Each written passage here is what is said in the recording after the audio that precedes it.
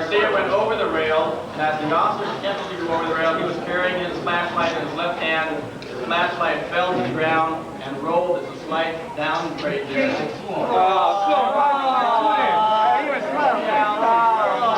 think he told me to hold it. I think he told me to hold the flashlight. We're not kids.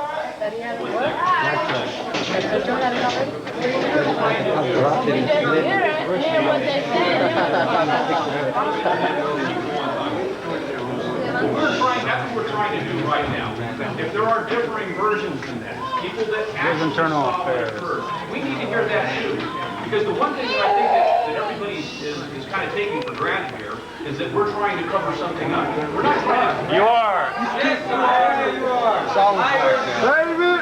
Okay? And we're trying to cover something up. Let me tell you something. There are folks who have seen something that's different. Say what they got to say. And we want to hear that. We want to hear that. We want to hear that from everybody. We're not going to harass anybody else. Goddamn lie. I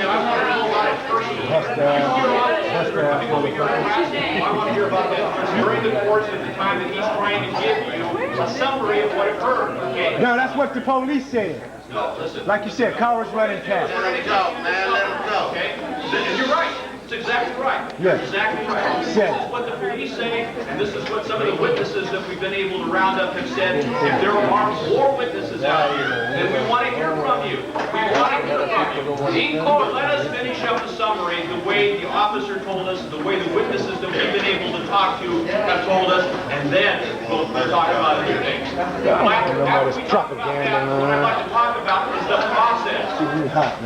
The process. It'll go through, okay? You know, this is a community here. Now, if you want us to respond to what you were saying, you know, and participate in the conversation, I mean, respect the people that you're talking to. We're being there all of us. You know, we're going to Midtown, and I think that he's teaching you how to diplomatically go through here and conversate with people, but you've got to learn how to talk back and forth with people. I mean, we get the dialogue and it'll get hours. You lost a loved one has the right to say what they have to say to you. They don't have to sit here for an hour before they have to say what they have to say. I just want to say that. Absolutely. And part of why it seems so emotional is the way you come in. The blood is done. Watch out. Let me tell you something. You know, the reason that we're here is because we offered ourselves to come out here and talk. Cover your ass up. The reason you guys got scared is because you would like to cover yourself. Excuse us? You like to cover yourself and protect your officer. You're trying to work here, cross the line. That's the reason why I'm supposed to do. What we have to do is to try to explain what occurred, okay? Now, we have different... We want to hear that, too. I want to ask this question. Do you feel that your officers were in danger? Excuse me? Do you feel your officers were in danger? On an unarmed man. By an unarmed man? Was it a justified killing or what?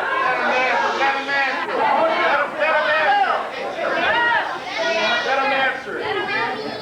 According to what the officer told us.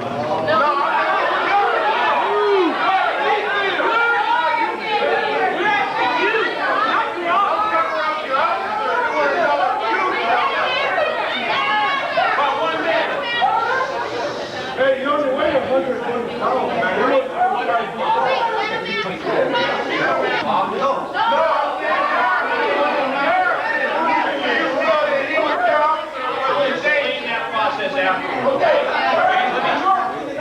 Let me tell you, okay, according to what the officer said and what the witnesses said that saw everything that occurred up until that point, yes, I do.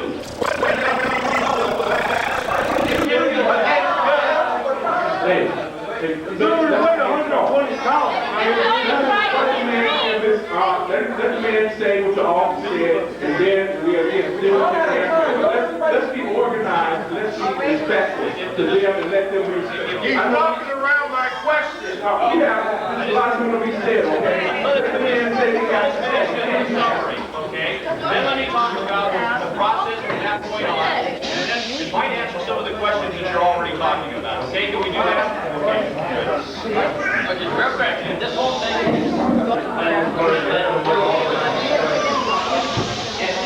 in response to what you're asking with the commander or any other officer except the officer who was there, it's a tough question to answer because I wasn't there when it occurred. Yes, you can kill someone. Not against the 9 millimeter.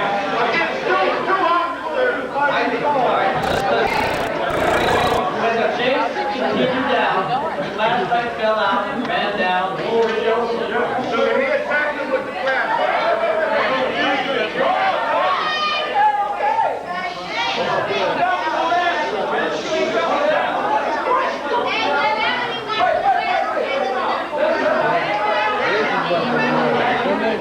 This is what the one in here.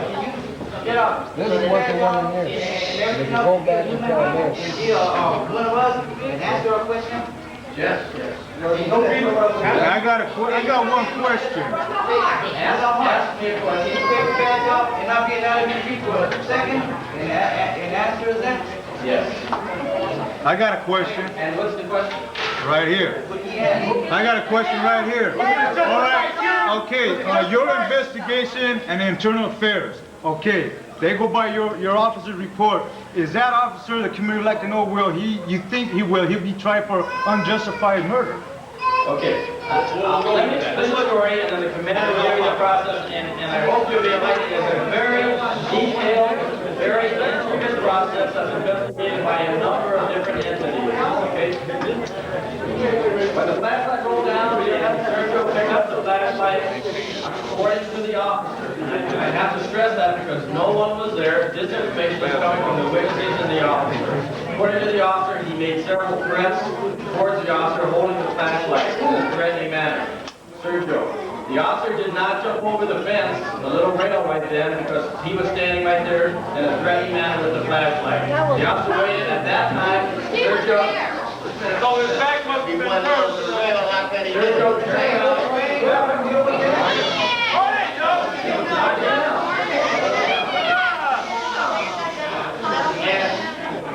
Hey, partner, what's your name? Ali. I understand what you're saying about talking and treating people and dialoguing with respect. But you've got to understand that is a two-way street. And my point was that you kind of set this up the way you approach the whole situation. You know, if it's a new chief in town, and come with a whole new approach. I mean, you you already put us in a jacket. No, not at all. But I explained to you And I that suspect that into the lot, southbound towards 3rd Street. Officer Griego jumped over the small railing and started to chase him. Sergio ran kind of a quick half circle and stopped next to her car, turned around and again threatened the officer and then approached the officer, threatening to hit him within just a few feet.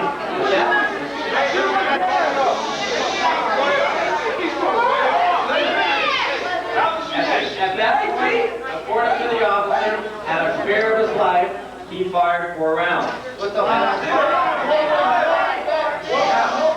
No, listen, nobody in the world, nobody knows what was going through Officer Griego's mind, what fear he had, except Officer Griego. We have to accept his account of it. To the extent we have witnesses who saw something or heard something or know something differently, we want to interview them. All you need to do is give me your name and our lawyer. all you need to do is give me your name and phone number of anyone who claims to be a witness, and we will interview them in depth. And the entire incident will be investigated not only by the robberies homicide team that handles officer-involved shootings. It's going to be reviewed by the Civilian Police Commission at the end. This matter will go into the district attorney investigation, and you'll be able to respond to all of those things. There are enough separate entities that review this to ensure that we've covered all the grounds and found all the witnesses and determined with as much precision as we can exactly what happened. In any event, he was shot. He went down.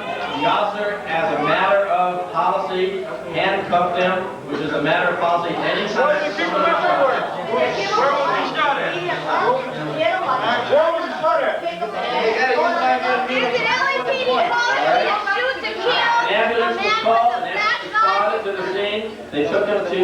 Peter Peninsula Hospital, and it was at that location just before 1 o'clock that he was present. Where was he shot at? The indications from the first reports that he was hit 4 times in the chest.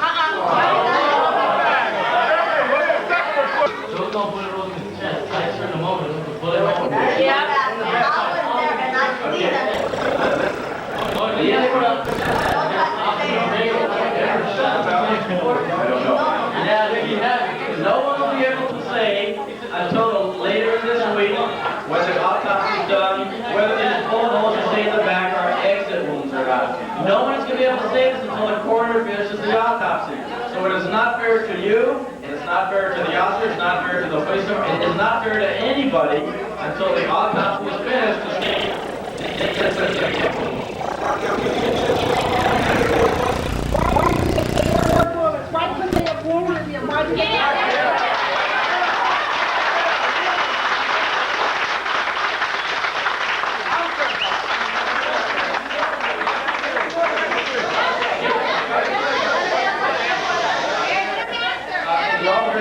what the lady's concern was, why did the officer shoot 4 times?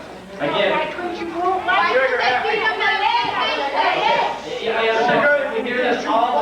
this question about what happens all the time, hit him in the leg or hit him in the shoulder. This is the question that comes up every single time. No one can shoot with so much accuracy that you can.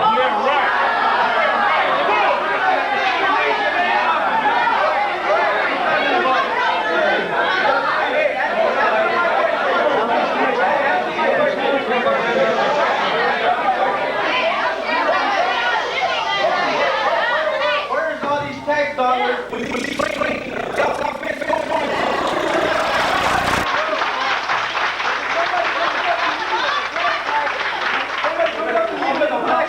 I know I'm not going to fill my life drain with a flashlight. The shooting policy is that when an officer fires a firearm, he shoots to stop. He shoots to stop.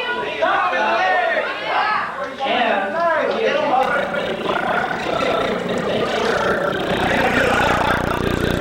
body mass.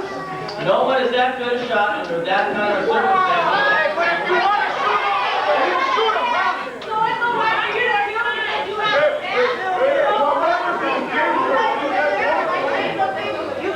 If he was in danger of his life, that's absolutely right.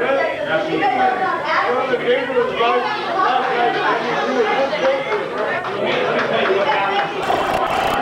that's a Ku Klux Klaner.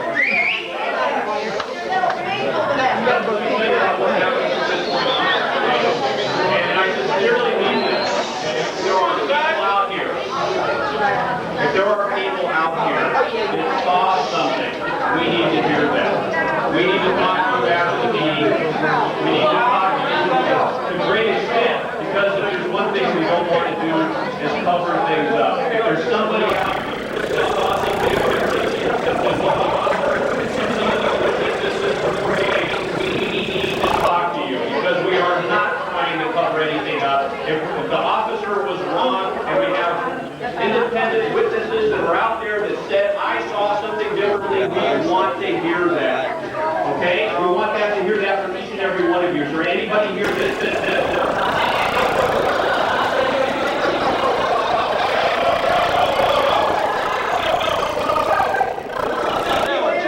They could use that against you in the court, man. you understand?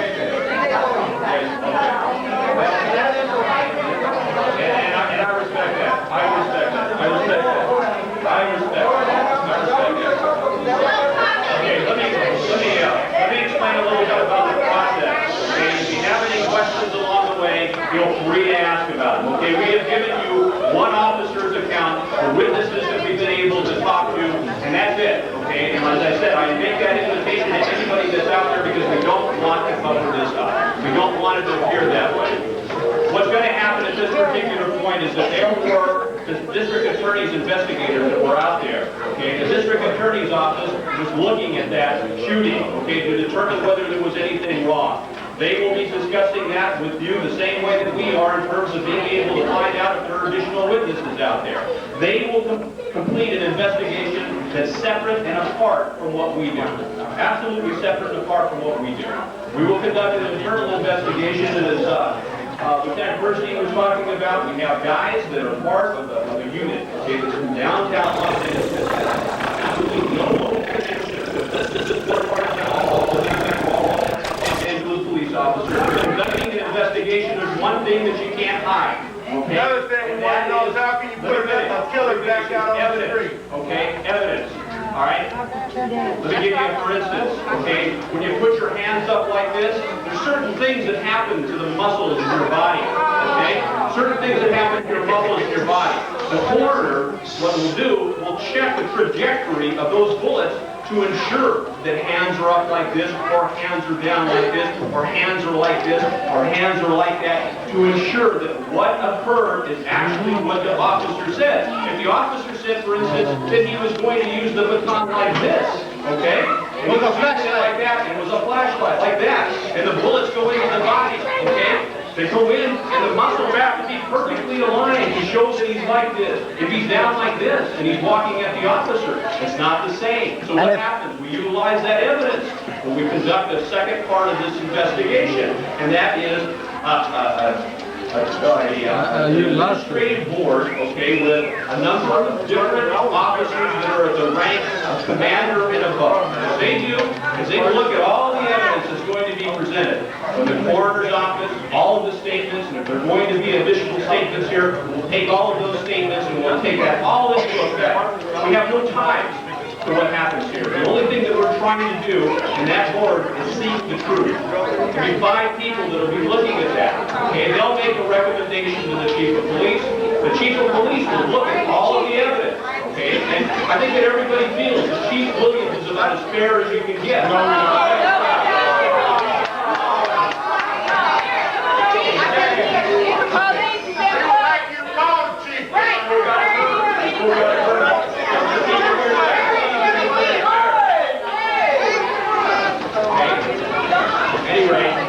What'll happen is the chief of police will look at it.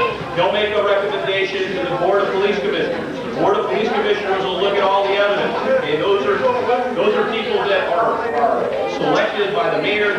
Are chosen. They're peers of yours. They're people from the community that are selected to sit on that board. They'll make the decision. Okay, at that particular point in time, whether the shooting is in policy, out of policy, and what penalty we should have. Yes. But I want to say something. Yes. I grew up in San Francisco 37 years. I grew up on Cannon Street. I've never been politically involved or anything like this. But you know the new freedom house that you have, we can't even walk across. Yeah.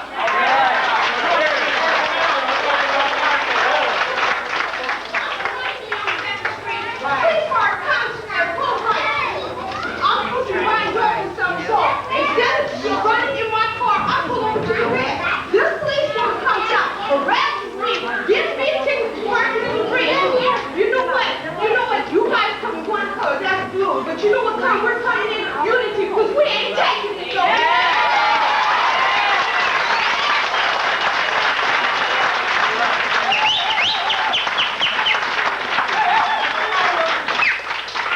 So I can share some of your frustration. No, you can't.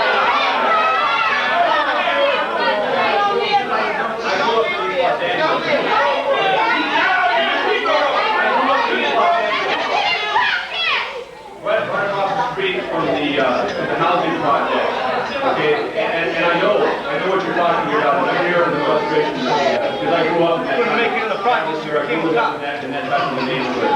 So I share the frustration.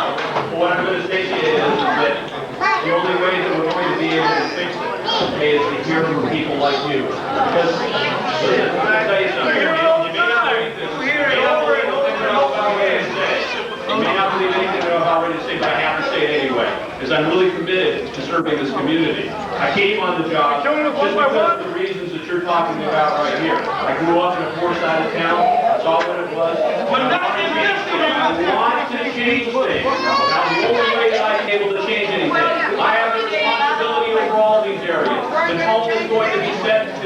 certainly my responsibility. It's my responsibility. It's also my responsibility to change. Okay? That's all that I can tell you. And so I need to hear this. If I don't hear it, and I don't, and I can't deal with it, then you come back and you tell me, hey, Lopez, you didn't do the job. Hold me accountable. That's exactly what I'm telling you. Will you apologize? You hold me accountable. Absolutely. I'll come back if that administrative tribunal comes back and says that he was out of line. I'll come back and I'll personally apologize to each and every one of you. No, you apologize to him now. First of all, what you have to understand is not only the shooting here. What it is these people in this community want to be treated as men and women. They're sick and tired of harassing them, telling them not to go in the park, not to do this, not to do it. We are men. We want to be men. We want to be treated like men. We're not boys. And we're getting sick and tired of the police always harassing us, jumping up in our face, because one day a man is going to get tired and going to stand up and going to bust one of these guys in their face, and they don't like to get back. You understand? And when a man gets tired, he becomes a revolutionary, and he's ready to die, and your men don't want to die, and our men don't want to die. Okay?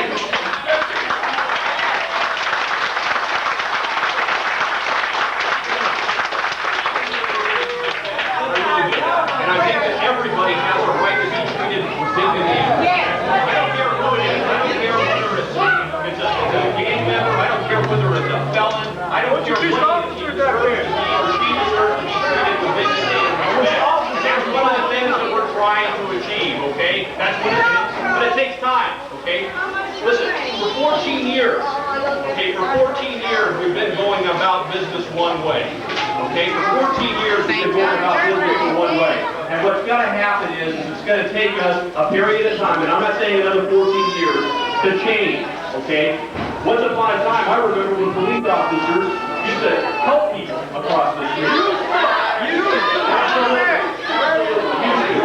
One of these days, maybe we'll get back to that situation. We want to see it in coming through the police. Okay, where is the officer that did the killing? Yes, sir. Why is it that two gang members killed each other and the body is out there? All right. Out. So when the police officer killed the gang member, right away, 5 minutes.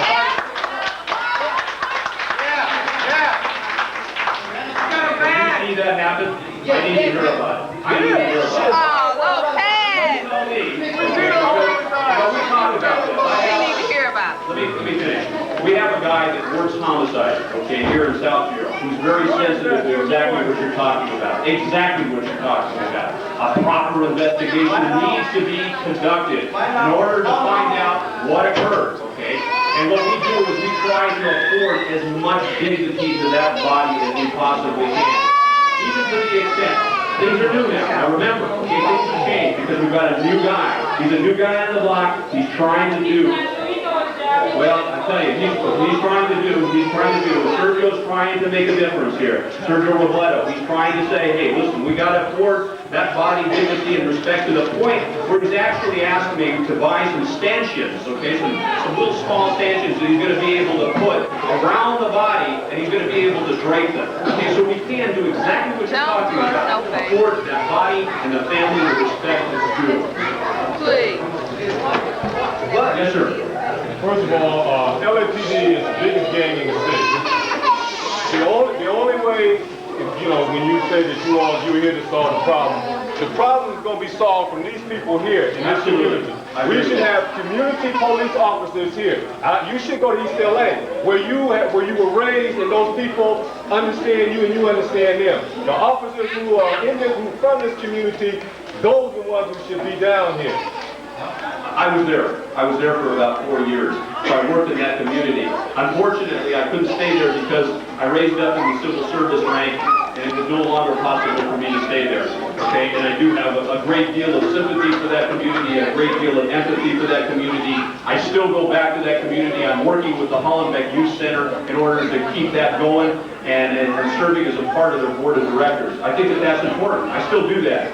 And we have people in this community that are doing likewise. People that come back to this community to help this community. And I hope that most of us start to do that because I think it is important for the community to be part of the police and the police to be part of the community, because you're right. You're absolutely right. What you said is absolutely the truth. We cannot solve a problem without the help of this community. We can't do it. I guarantee you we're not going to be able to do it. And the worse that we treat you, and this is where Daryl Francis Gates and my philosophy differ a great deal, okay, as he said, hey, listen, we've got to just keep on arresting and arresting and arresting this war. What we're trying to do is solve problems.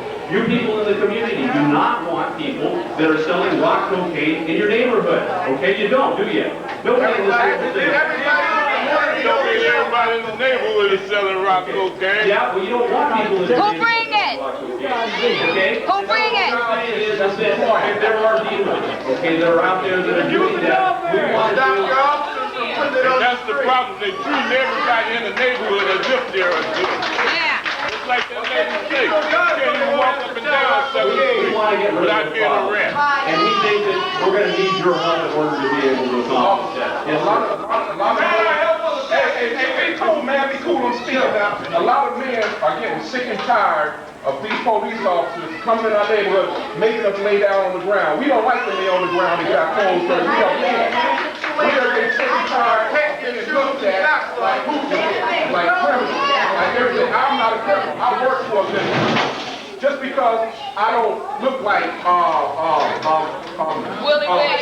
Johnny Joe, okay, or European, I am always on the list of potential criminals. I do not like getting pat down. I think the officers sometimes they like to pat us down, have homosexual tendencies.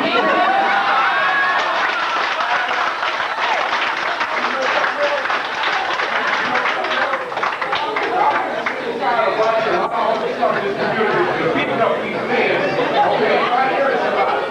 And we're talking about these police officers are just cowards with a badge